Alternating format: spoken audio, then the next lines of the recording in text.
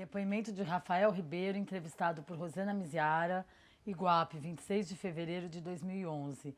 Realização Instituto Piáberos, Museu da Pessoa e Secretaria da Cultura do Estado de São Paulo. Museu em Rede Iguape, cabine 007. Senhor Rafael, começar perguntando, eu queria agradecer primeiro o senhor ter vindo até aqui, dar depoimento para o projeto. Para a gente é super importante escutar a sua história. Ela faz parte de uma história maior, é o conjunto dessas histórias que a gente quer contar aqui da região. Muito bom. Senhor Rafael, você pode falar seu nome completo, local e data de nascimento? Meu nome é Rafael Ribeiro, sou nascido em 1/7/1960, sou morador de Iguape. Seus pais são daqui de Iguape? Todos nascidos em Iguape. Seus avós? Meus avós também. Qual que é a origem deles? Vocês são descendentes do quê? Meus avós eu não tenho muito conhecimento, tá? Mas eram pessoas negras, né? Não sei se oriundo de quilombolas, né? Descendente de quilombolas. E mais da parte do meu pai, mais da pesca mesmo, na região da pesca. Sempre na extração de palmito, né? Na época ainda não tinha muito problema, né, com a fiscalização. Hoje é complicado, né? Tivemos sérios problemas com fiscalização.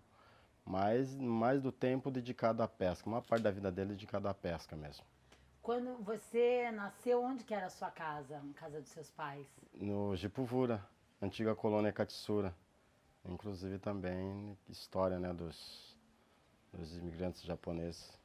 Lá tinha bastante japonês na época que você nasceu? Ah, sim. A colônia ainda era ativa, né? Já estava no final, mas ainda era ativa. Ainda tinha o cultivo de arroz. Mas o meu pai não foi muito para a agricultura, mais para o lado da pesca mesmo, né? E mas como é que era a ainda sua casa? De madeira. De madeira, isso. Construída de madeira. Aquelas taubinhas que eram encaixadas, sabe, uma na outra. Mas casa de madeira, assim. E o chão? O chão já de cimento. Na época já tinha o cimento lá e o pessoal construiu as casas de madeira, mas, né, alguns quartos de cimento, né, ou terra batida, e alguns mesmo com assoalho de madeira. Quantas pessoas moravam na sua casa? Na época nós éramos eu tenho 7 irmãos, 8 comigo, né? Então moravam 8 pessoas da família, direto, e depois tinha alguns avós, né? Eu lembro de uma avózinha que é falecida, morava também com meus pais, que era a avó paterna, né? A avó paterna. Como é o nome dela? Maria Ribeiro. E inclusive a minha avó, por parte da mãe, materna, vive até hoje, com 90 e poucos anos de idade. E vocês moravam todos nessa casa? Como é que era? Casa. Como vocês dormiam juntos no quarto? Não, já tinha, sabe, já tinha. Na época meu pai, mesmo, sabe, pela um pouquinho de falta de estudo, né? Mas era até hoje, uma pessoa bastante trabalhadora, e então a casa era bastante extensa, tinha vários quartos, então irmãos residiam num quarto, né? E tinha o quarto dessa pessoa que era idosa e dos meus pais, então eram bem divididos, tinha uma cozinha enorme, né? E minha mãe sempre gostou de receber bastante pessoas em casa, né? Nós sempre trabalhamos com bastante pescadores, bastante agricultores, né? Que trabalhavam na época na atividade de sítio. E então frequentava bastante pessoas. Além da pesca, meu pai também trabalhava com comércio, né? Então estava sempre cheia a casa. Ele tinha comércio do quê? Tinha comércio de venda de produtos secos e molhados. Onde que era a Nessa antiga colônia Katsura, que é chamada Jipuvura. E vocês trabalhavam com seu pai na pesca? Sim. O que você fazia? Com quantos anos você começou a trabalhar na pesca? Na pesca de 89. Você tinha quantos anos? Eu tinha 89, 60, 29 anos. Ah, você não era pequeno? Quando Não, você era pequeno, você não não trabalhava? Não. A gente ajudava os pais já na atividade do comércio, né? Ajudava a atender os fregueses, os pescadores que vinham, né, Mas na atividade da pesca mesmo eu entrei em 89. E voltando um pouco atrás, com quantos anos você entrou na escola? 9 anos. Na época era 9 anos, né? Hoje, para a escola já desde cedo, né? Mas na época eu entrei com 9 anos na escola. E a escola era perto da sua casa? Bem pertinho, uma quadra assim do local que nós morávamos, no beiro do Ribeira, ficava bem próximo da casa. Que lembranças que você tem dessa época da escola? Ah, muito boa, lembrança muito boa. Quais são? Bom. O rio, né, o Rio Ribeira, que naquela época encostava aquelas lanchas, e eu lembro muito disso aí, né, que a gente pegava aquelas... a bananeira tem o cacho, depois tem embaixo, né, tipo de um umbigo, e a gente tirava, sabe, aquelas coisas, amarrava uma cordinha e imitava que tava, né, imitando uma embarcação.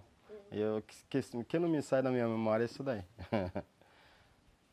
Vocês Uma época muito amarravam boa. a bananeira? Não. É o umbigo da bananeira, tá? Aí ele vai saindo, sabe? Tipo assim, como é que eu poderia dizer? Um tipo de uma cuia, assim, sabe? Bem arqueado, assim. Aí ele flutuava na água, né? A gente amarrava uma cordinha, fazia como uma embarcação. É o que mais guardo como lembrança, isso daí. Porque eu via, né, os meus pais com aquelas embarcações. Meu pai trabalhava com vários pescadores, então... claro que os pais daí não deixavam, né? A gente tá embarcando nas devidas embarcações. Então a gente usava aquilo ali como uma imitação. Vocês não podiam ir junto pescar? Vocês não iam junto Na época eu pescar? tinha 9 anos, os pais Não deixavam? não deixavam, não. A mãe não Como deixava. é que era? Seu pai pescava o quê? Como era um barco? Como é que era? Canoas. Antigamente canoas de madeira. Hoje já é tudo de fibra, embarcação mais sofisticada, mas na época tudo canoa de madeira, Como né? é que era esse formato? Formato de... Como que eu diria assim, ó, arqueada, né? Comprimento assim em torno de 4, 6 metros, tinha canoa até de 8, 10 metros. Mas canoa, arqueado, tipo do indígenas construíam, né? Arqueado, uma tora de madeira, depois arqueavam, né?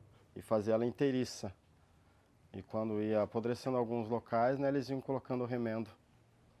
Era muito interessante. Hoje já está quase que extinto, porque até para a construção de uma madeira, uma canoa de madeira já é complicado. Porque tem que ter uma autorização do IBAMA, né, extração da madeira. E já fica difícil. Então hoje é mais usado canoa de fibra mesmo. Fibra de alumínio, né, que tem essas embarcações de alumínio. De madeira já é bem escassa já. E que peixe que seu pai pescava? Ele sempre se dedicou à pesca da manjuba. Inclusive até hoje a gente ainda trabalha com a pesca da manjuba. É o que mais dava? Aqui em Iguape, na época tinha quantidade enorme de pescado, né? Manjubinha. E tinha, inclusive, desde esse do Ribeira, onde nós morávamos de Puvura, até aqui em Iguape tinha várias indústrias, acho que 16 indústrias de processamento de pescado, trabalhar com a salga. Hoje tem uma só. Então caiu bastante a produção, Mas por quê? né? Porque não tem mais, porque não pode mais pescar ou porque não tem mais Não, peixe?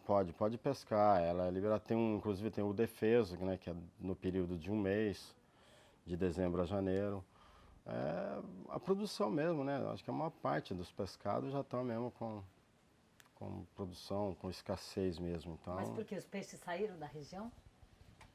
não é que saíram, né? Eles entram do mar para a região, né? É que eu acredito, no meu ponto de vista, que do assoreamento mesmo, né? Porque se for analisar por tempo de pescador, número de pescadores, antigamente, quando eu entrei na colônia, tinha, há 10 anos atrás, nos fichários lá, tinha em torno de 2 a 3 mil pescadores. Hoje eu represento em torno de 1.400 pescadores, então a maioria das pessoas sabe que foram falecendo, que foram mudando de outra atividade. Não, as pessoas mais jovens já não estão ingressando nessa. Por quê? Porque o lucro já é inviável. Embora hoje a pessoa que se dedica ainda, Iguape ainda consegue ainda um Mas patamar vamos bom voltar de um pouquinho pesca. mais para trás. Daí seu pai, você começou a trabalhar, qual foi seu primeiro... Você começou a trabalhar na loja do seu pai, você ajudava lá? Isso, tipo mercearia, Ia na pesca comércio. e ficava na mercearia. Exatamente. Secos e molhados. Meus pais saíram para pesca, né? O pai saía para pesca e a mãe e mais uma irmã minha, nós ajudávamos ela no comércio, né? No atendimento dos fregueses. E até quanto tempo você ficou trabalhando com seu pai, assim? Eu acredito que até os 16, 18 anos eu ainda estava nesse... Aí depois a gente ingressou para pesca, né? Trabalhar na pesca. Aí você ingressou. Exatamente. Você foi fazer o quê com 19 anos? Não, eu estudava e ajudava os pais nessa Entendi. atividade da...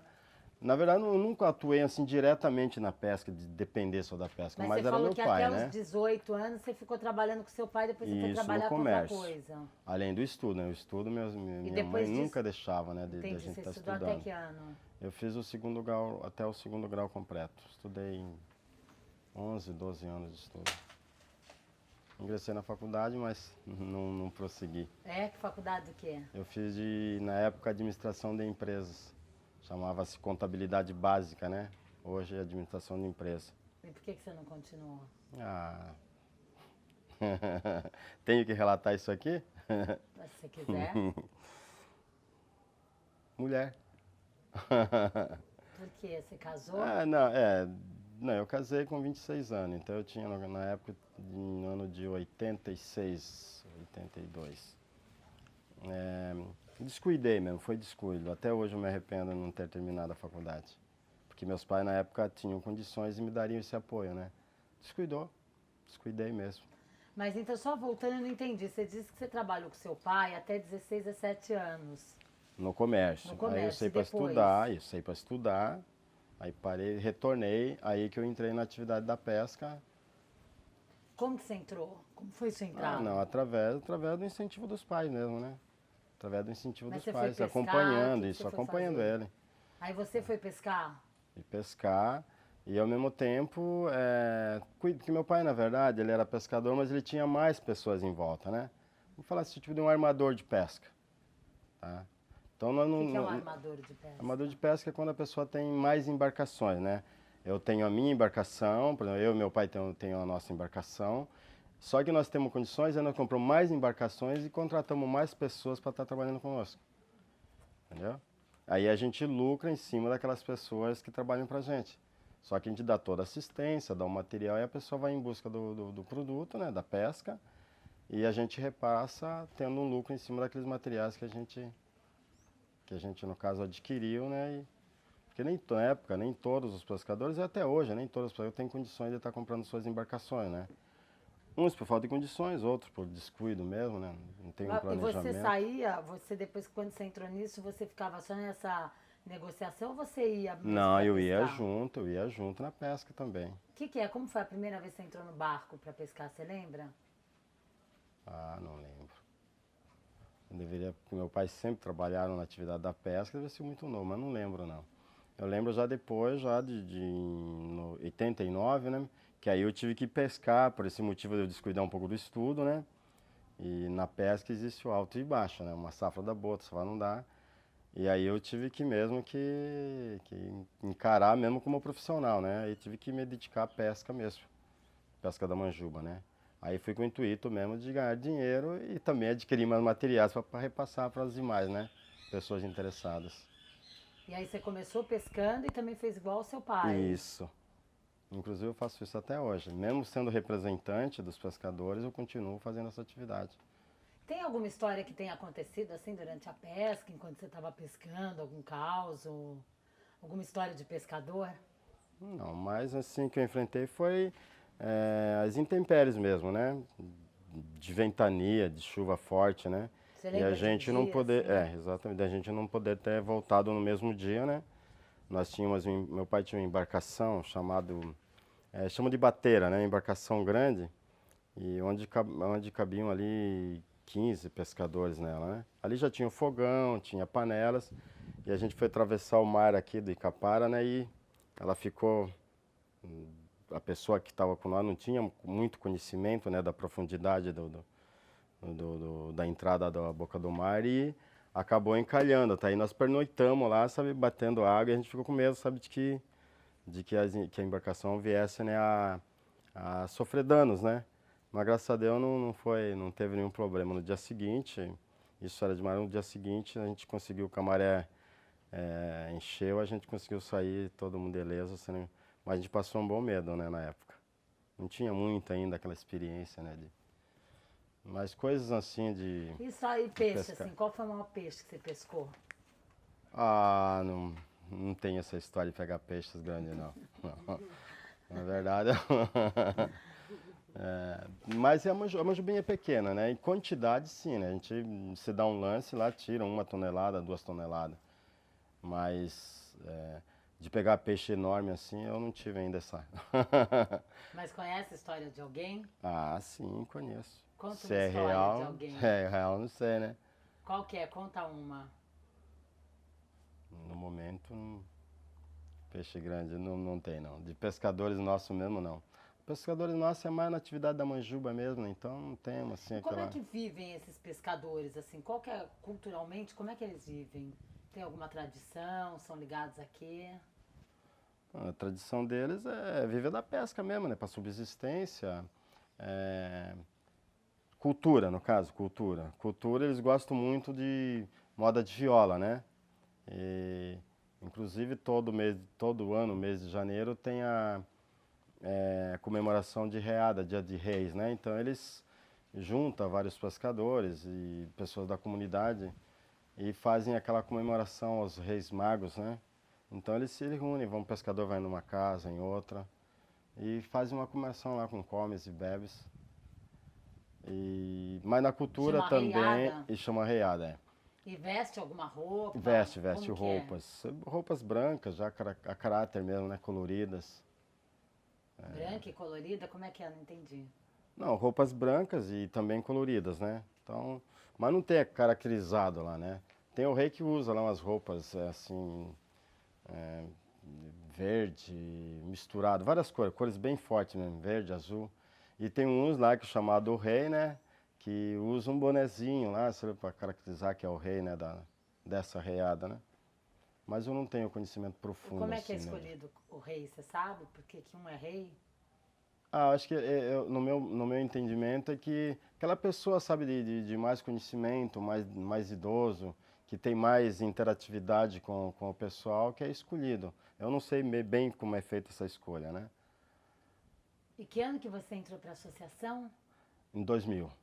E por que que você decidiu entrar? Por carência, tá, de ver assim, na época a colônia estava interditada, né? Tava como interditada e aí um grupo de pessoas, reuniu um grupo de pessoas, falou, puxa vida, né? A gente precisa montar uma cooperativa. E só que para montar essa cooperativa, teríamos que ter uma colônia forte. E aí que uma pessoa chamada Wilson, inclusive o Wilson do Ibama, né, que foi bastante na época criticada, né, porque vinha e queria punir o pescador, coisa. Só que aí, como candidato, ele viu uma forma diferente. Vamos fazer de maneira mais participativa, vamos unir os pescadores, fazer reuniões e, e fortalecer a categoria. Foi aí que ele escolheu um pessoal, né, meu, e falou, vamos lá. Inclusive até um saudoso chamado Walter Xavier, e fez um trabalho excelente. Na época eu entrei como secretário, né? Aí depois ele passou para a vereança, a gente formou um grupo, assumimos a liderança da colônia. Estou hoje, já vai para 11 anos que estou, né, na Mas qual que é o liderança. objetivo da colônia? O objetivo é defender os direitos e interesses do pescador. É representar, no caso, né? Eu represento eles junto à Previdência Social, Ministério do Trabalho, na Marinha do Brasil, na Receita Federal. Então, nos órgãos, os órgãos que competem à pesca, a gente está representando-os. É mais ou menos isso daí. E aqui, como é que é a sua, você vem muito aqui na cidade, no centro? Qual Eu, que é sua relação tá? aqui com o centro da cidade? Eu trabalho todos os dias, eu estou no centro da cidade. É aqui a comunidade fica aqui? A colônia, ela está localizada na Coronel Rolo, né, 41, fica aqui no centro. Todos os dias eu estou em contato com o pescador, no centro da cidade. Tem um santo dia que eu não esteja aqui junto. E no bairro do Rocio também, onde eu moro, né, que é bastante de população, e eu tenho sempre contato com. Deve ser o segundo bairro de mais população, o primeiro bairro de mais população de pescadores, bairro do Rocio. Então eu estou sempre em contato com eles. Qual que é a lembrança mais marcante que você tem aqui da cidade? Que você tenha passado aqui ou que você vivenciou? Foi da época do colégio, né, sem dúvida, foi a época mais gostosa. Muito boa. Foi aí que comecei, sabe, sair do bairro do Rocio, a gente veio do sítio, né? Aí começamos a ter sabe, mais aquela participação, né, com pessoas diferentes, até mesmo com a política local, né, a gente foi aprendendo e a época, sem dúvida mais marcante, foi a época do colégio.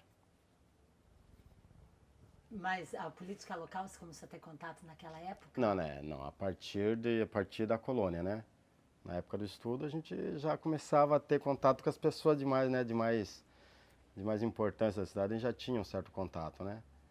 E meu pai tinha comércio, então o pessoal visitava o comércio do meu pai, né? Falava, e sempre parecia política nos comércios, né? Então a gente começou a ter aqueles contatos. Tanto é que eu gosto da política também atual, né? Participo muito, né? Embora eu não consegui ainda passar pela, né? Consegui, eu já tentei 2 vezes a vereança e não consegui. Você se candidatou? Me candidatei. A última agora em 2008. E a primeira vez? A primeira foi em 96.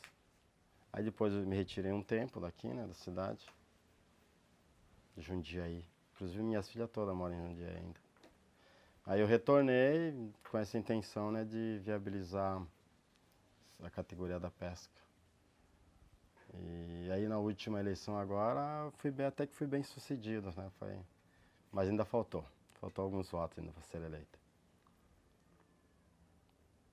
Mas continuei na categoria da pesca, representando os pescadores. Tem que gostar, viu? Mas está muito bom. Hoje eu me sinto orgulhoso de estar defendendo a categoria da pesca, porque eu tenho orgulho de falar isso, por quê? Porque, né, a gente conseguiu, sabe, com que os pescadores fossem bem mais participativos, entendeu? Antes era meio, até mesmo pelo próprio governo, né? Era um pouco esquecido, né? O pescador era esquecido, até nos direitos dele, né? E poucos pescadores tinham até o conhecimento de que eles tinham, né? Na Constituição Federal, eles tinham já, né? Como um artigo da Constituição de que os defendia, né? Mas muitos não traziam isso a público, né? Não era repassado diretamente ao pescador. E eu me sinto orgulhoso de estar defendendo a categoria porque eu consegui estar parte desse conhecimento, né, dessa interatividade junto com os órgãos do governo, a gente conseguiu passar vários benefícios, né? Não passar o benefício, mas sim que eles tivessem acesso a esse benefício, o qual na época, entre na colônia, eles não conheciam, entendeu? Então, eu me sinto bem, né, de estar os representando. Rafael, qual que é o seu maior sonho hoje? É entrar para a política local e tentar mudar algumas coisas, né? Posso falar um pouquinho dos trabalhos que a gente tem feito na colônia e que não tem respondido? Claro que não vai ser na matéria, né? Porque... Então nós temos, através do governo federal, nós fizemos várias reivindicações, vários projetos e o governo federal contemplou para Iguape um caminhão isotérmico, frigorífico, uma fábrica de gelo, capacidade para 9 toneladas, 4 câmeras isotérmicas, 5 balanças. Tá? Isso foi um trabalho, né? Eu participei das 3 conferências, sabe, da pesca em Brasília. E fiz um curso no Rio de Janeiro também, né? Tudo, sabe, buscando o conhecimento para estar trazendo esse equipamento e que a coisa funcionasse. O governo federal encaminhou todo esse equipamento e está aqui no município de Iguape parado. Parado, isso eu falo, já falei para prefeito e repito em qualquer lugar. Falta de vontade política, tá, local. Como que pode o governo federal mandar um equipamentos, né, meu? E a gente tem a carência desse equipamento, funciona e não funciona, tudo por birra, por falta, sabe, de vontade mesmo, vontade de querer a coisa fazer acontecer. Então, que eu acho que é das grandes conquistas e que deveriam estar servindo mesmo a atividade aos pescadores e tem parado. Então o sonho meu era assim, entrar para a política local, né, meu? E quando a gente fala isso aí, a pessoa, não, mas é mais um, depois que entra lá, né, meu? Eu sempre ouço aí dos pescadores, né? Só que eu gosto de que faço. Eu vou na colônia todos os dias porque eu gosto de estar em contato com eles, gosto de ajudá-los. Às vezes eu deixo até de cuidar dos meus direitos, tá? Para cuidar dos direitos deles, do interesse deles. Quantas vezes eu largo a minha casa, largo meus afazeres, família, e para estar cuidando do direito deles, né? E claro que nem todos entendem dessa forma, né? Nem todos falam, não, ele está mentindo, ele é demagogo. Mas não é, eu tenho vontade mesmo e já provei isso para várias pessoas, senão a colônia não estaria onde está, entendeu? Nós temos hoje curso de aquicultura e pesca que ficou na incumbência da colônia, na minha responsabilidade, está funcionando. E a prefeitura, que é um órgão, né, que deveria atender a todos, o caminhão e o gelo não funciona, sendo que nós não temos uma fábrica de gelo dentro do nosso município funcionando. A última que tinha particular, a CETESB ainda, né, por falta de licenciamento, né, acabou ainda interditando, né? Agora, esses dias atrás, no mês de fevereiro. Então, uma cidade que tem, sabe, um potencial de agricultura, potencial da pesca, que necessita bastante do gelo, não tem uma fábrica de gelo. Mesmo a do governo, até que é dinheiro do povo, está parado. E essa população, essa comunidade, ela vive aonde, esses pescadores? Vive em volta do município. Não só do município de Iguape, como Ilha Comprida e Registro, todo o Ribeira aqui. Eles, uma grande... Fora, claro, que está em Canané, que já tem uma colônia lá, né? A colônia que também atende, da mesma forma que nós atendemos aqui. A maior parte vive, né, nas comunidades de Registro, que eu falei Ilha Comprida, e no reduto do município. Barra do Ribeira, Jairê, Icapara, são os... Mas eles tiveram que sair de lá, não foi? Porque quando Não. quando se transformou em área de proteção ambiental, muitas famílias não tiveram que sair da região? Aconteceu isso com os pescadores? Não. Alguns pescadores, o grande problema aqui é no Jureia, né, que enfrenta esse problema, né, de que eles não podem muito estar, sabe, cultivando a área, porque não podem mexer no... Mas não é o caso do pescador. O pescador continua, tem áreas de proteção, mas tem época de defesa, certo, pré-delimitado, datas, né, tem locais, já tudo já com instrução normativa, ó, que se pode pescar, que se não pode. Então não foi por esse problema, eu desconheço, tá, de que algum pescador, não, eu vou sair de lá, né, porque ele migra, ele vai, não dá peixe na Barra do Ribeira, dá na costão do Icapara, então ele vai, entendeu? Então não tem, mas ele obedecendo a época de defeso e local de pesca, não tem nenhum impedimento. Dizer que um pescador vai ser da Barra do Ribeira, tá? Vir para o bairro do Rossio porque lá não está dando peixe, eu desconheço. Do Rossio vai pescar lá, ele pode vir pescar aqui, mas sabe no mesmo dia, ou acampa lá por uma semana e depois retorna, não tem esse problema. Rafael, o que você acha de um projeto como esse que está contando a história da região a partir dos moradores e você está dando seu depoimento aqui pra gente?